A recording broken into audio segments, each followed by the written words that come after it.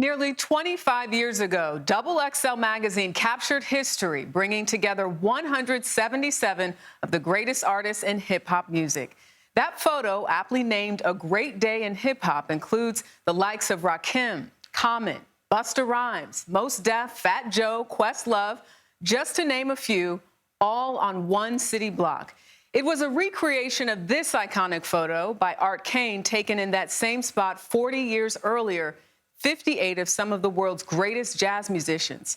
Esquire used it in its magazine to mark the end of the golden age of jazz.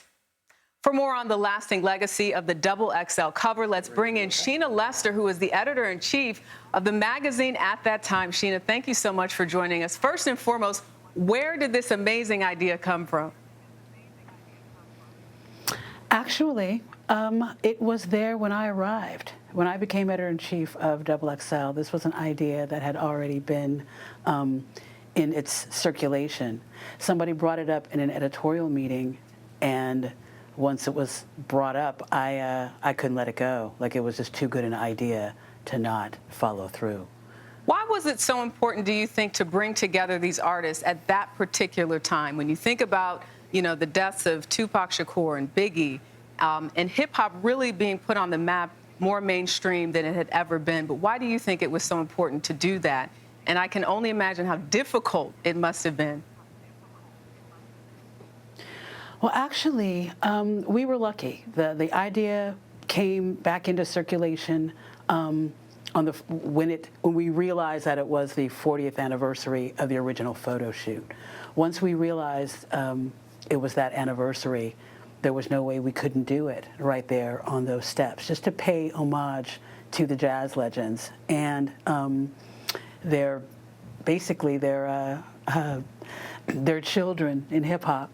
All of these artists had basically, come out of jazz, came out of that genius. Right. So once we realized it was the 40th anniversary, there was no way we couldn't do it.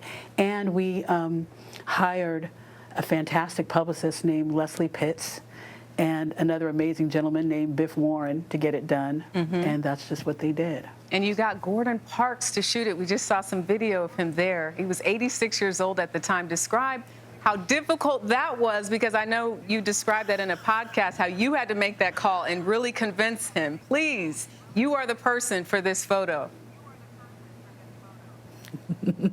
You know what? Oddly enough, I was with Harry Allen at a Gordon Parks exhibit when I got the call from Leslie, or the page from her, and called her back, and she told me that Gordon Parks said no, and that basically I had to call him. And it was just an amazing moment, really, just to be talking to him, but to be talking at him, feet away from his artwork was just a whole other thing. But I think that he was sort of concerned that we weren't going to be wasting his time, and that we knew what we were getting when we were asking for him, Once I basically told him that we had determined that, nobody else could really take this picture but him. I mean, there were an array of fantastic photographers in hip-hop. Brian Cross, Danny Hastings, Jonathan Mannion. We mentioned them to him, too, just to let him know that we had some folk. But we knew that he should take the picture, that because of who he was and because of what this was, nobody else could take it. And then he said yes, because I think he understood then that we knew what we were asking for. And then once he was there that day, he really knew that we knew what we were asking for, because the artists, they just surrounded him with the love that he deserved, And that was really wonderful to witness, just to see them loving up on him as real fans of his. That was just fantastic. And Sheena, I know you get this question a lot, and I've seen some video from that day where you're on the bullhorn and you tell everybody thank you, and you say, this is going to go down in history. So in many ways, I feel like you knew that this picture would be iconic, or did you realize in that moment how iconic, I guess, it would be, if you will?